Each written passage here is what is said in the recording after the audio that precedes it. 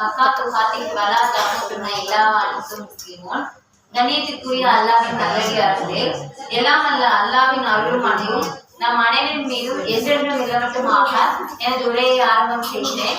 இன்று எடுத்துக்கொண்ட தலைப்பு செல்வமும் இறை நம்பிக்கையும்.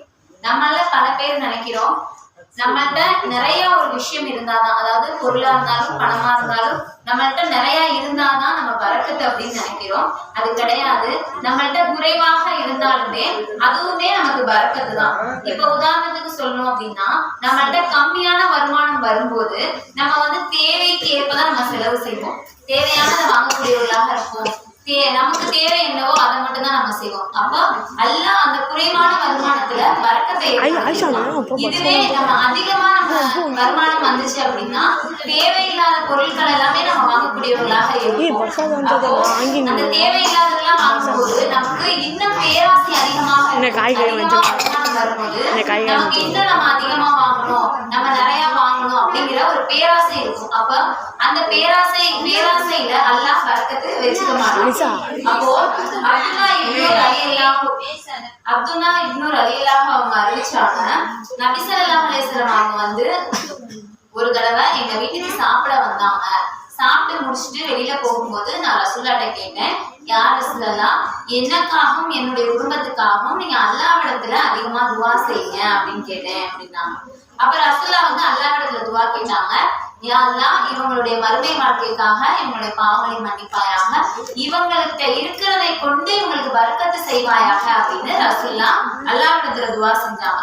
அப்போ அப்துல்லா அலி துஆ செய்யுங்கன்னு சொன்னதும் அல்லாஹ்விடத்துல ரசூலுல்லாஹ் இவங்களுக்கு அதிகமா கொடு அப்படின்னு கேட்கல, மாறாக இவங்களை இவங்கள்ட்ட இருப்பதை கொண்டு நீங்க பரக்கத் செய்வாயாக அப்படின்னு தான் கேட்டிருக்காங்க. அவங்களுடைய குடும்பத்தாருக்கும் மறுமை வாழ்க்கைக்காக அல்லாஹ்விடத்துல அவங்க துஆ செஞ்சிருக்காங்க. அதுக்கு காரணம் என்ன அப்படின்னு கேட்டோம்னா, நம்ம இடத்துல ஒரு பொருள் பணம் எதுவா இருந்தாலும் அதிகமா வந்தாலும் கூட அது நமக்கு சோதனை ஆகிவிடும் அப்படிங்கிறதுக்காக அல்லாஹ்விடத்துல ரசூலுல்லாஹ் இவங்கள்ட்ட இருக்கிறத வச்சு இதுல இருந்து பரக்கத்து கொடுக்குறாயா அப்படின்னு ரசூலுல்லாஹ் கேட்டாங்க.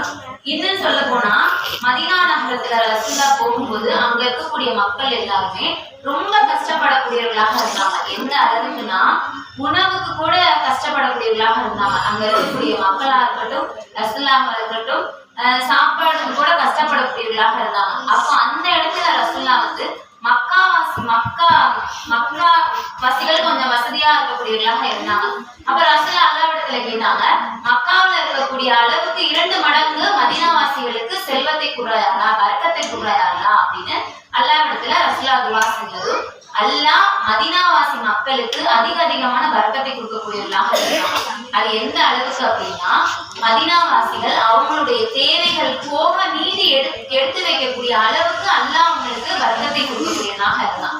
அது உணவாக இருந்தாலும் சரி, பணமாக இருந்தாலும் சரி, அவங்களுக்கு மீதம் எடுத்து வைக்கக்கூடிய அளவுக்கு அல்லாஹ் பரக்கத்து செய்யக்கூடியவனாக இருந்தான். அதே போல ஒரு மனிதனுக்கு மிக முக்கியமான ஒரு விஷயம் என்னன்னா திருமணம். இந்த உலகத்துல அல்லாஹ் படைத்த அனைத்து உயிரினங்களையுமே அல்லாஹ் ஜோடியாக தான் படைச்சாங்க.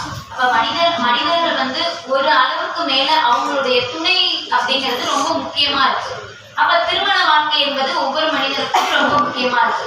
அப்ப அந்த திருமண வாழ்க்கையிலும் கூட ரசூலுல்லாஹ் இந்த திருமணத்துல வர்க்கத்தை ஏற்படுத்தி கூடாதா அப்படின்னு அல்லாஹ்விடத்துல துஆ செஞ்சிருக்காங்க. அப்போ ஒரு மனிதனுக்கு மிக முக்கியமான அவசியம் என்னவாக இருக்குன்னா பரக்கத் தான். அந்த பரக்கத் ஒரு மனிதனுக்கு கிடைச்சிச்சு அப்படின்னா அவனுக்கு எவ்வளவு பெரிய சோதனைகள் வந்தாலும் அவன் லேசாக தான் எடுத்துக்குவான். அப்போ செல்வத்தை அடைகிறதுல பேராசை இருக்கக்கூடாது.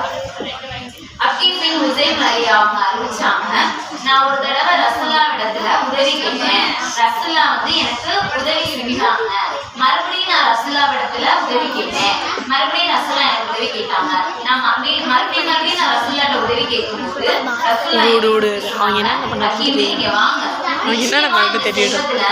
பசுமையானதும் இனிமையானதுமாக இருக்கு.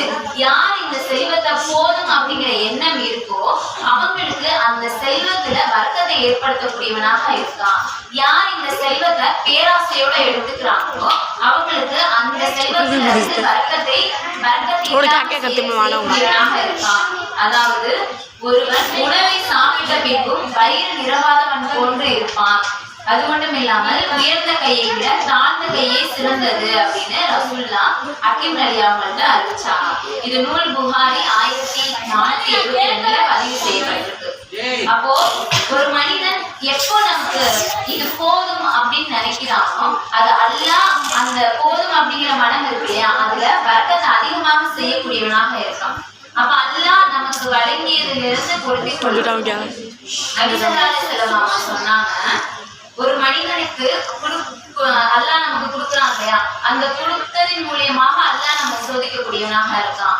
யார் அந்த சோதனையிலுமே பொறுமையாக இருக்காங்களோ அல்லாஹ் அவங்களுக்கு நன்மையை செய்யக்கூடியவனாக இருக்கான் அப்படின்னு சொல்றாங்க. அது மட்டும் இல்லாம அல்லாவே தன் திருக்குறான்ல 17வது அத்தியாயம் 31வது வசனத்துல அல்லாஹ் தன் திருக்குறான்ல சொல்றான், மறுமைக்கு அஞ்சி உங்களுடைய குழந்தைகளை நீங்க கொள்ளாதீங்க.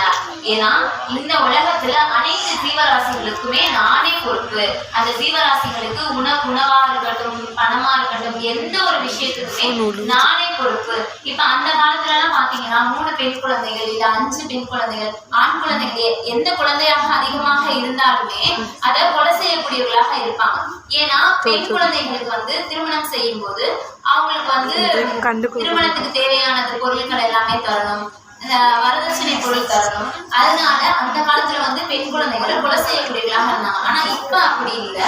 ஆனா ரசூல்லா ஆட்சிக்கு வந்ததுக்கு அப்புறம் இஸ்லாத்துல பெண் குழந்தைகள் என்பது சுப செய்தி ஆகும். இந்த பெண் குழந்தைகள் மூலியமாக நீங்க செல்வம் செல்லக்கூடியவர்களாக இருப்பீங்க. அதனால பெண் குழந்தைகளை கொள்ளாதீங்க அப்படின்னு ரசூல்லா சொன்னாங்க. அப்போ நம்ம வாழ்க்கையில பணமாக இருந்தாலும் செல்வமாக இருந்தாலும் பேராசைப்படாமல் இருந்தா அல்லாஹ் வணங்கக்கூடிய அந்த ரசக் நமக்கு கண்டிப்பா அது வரக்கத்தை ஏற்படுத்தக்கூடியதாக இருக்கும். இப்ப நபி ஸல்லல்லாஹு அலைஹி வஸல்லம் அவங்கள்ட்ட வந்து ஒரு யாசகம் வாங்கக்கூடிய யாசகர் வராங்க. அந்த யாசகர் வந்து எனக்கு ஏதாவது இருந்தா கொடுங்க அப்படின்னு சொல்றாங்க. அப்ப நபி ஸல்லல்லாஹு அலைஹி வஸல்லம் அவங்கள்ட்ட இருந்த ஒரு பேச்சுமலத்தை கொடுத்துட்டாங்க.